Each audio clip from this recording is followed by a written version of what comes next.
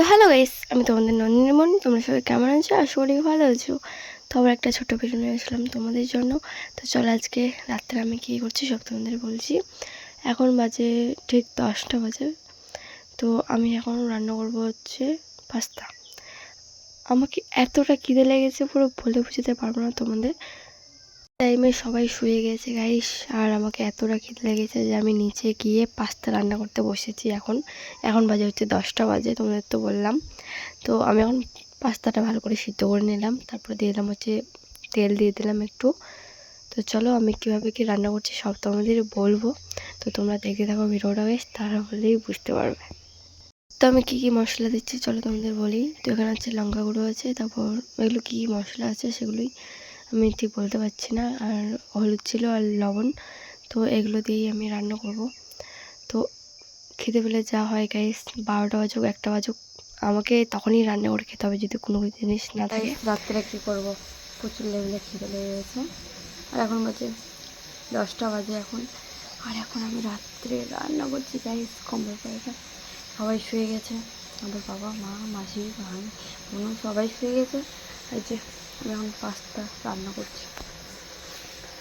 সেই প্রচুর লেভেলে খেতে লেগে পুরো বলার মতো না, এতটা খিদে লেগেছে আমাকে যখন যেটা খেতে লাগে, আর যে খিদে লাগলে আমি যখন যেটা কাছে পাই সেটা রান্না করতে লাগে, যে চটাই বাজুক 1টা 2টা, যখন খিদে লাগলে করতেই হয়। তাই খিদে জ্বালায় থাকা যায় না। তোমরা কে কে এরকম করো অবশ্যই কমেন্ট করে জানিও। অবশ্যই তোমাদের সাথে এরকম ভিডিও আমি ফার্স্ট টাইম পোস্ট করব।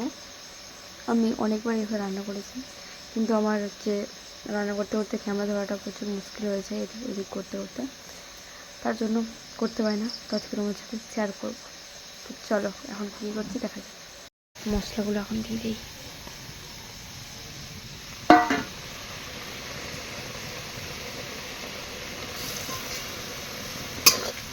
নাড়ি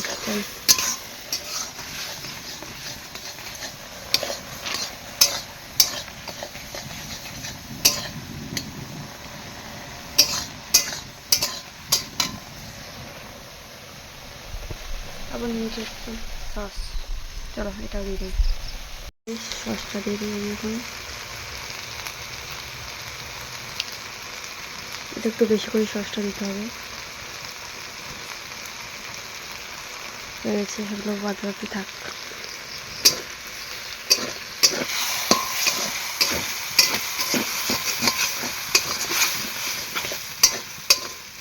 আমার কমপ্লিট পাস্তা রান্না করা।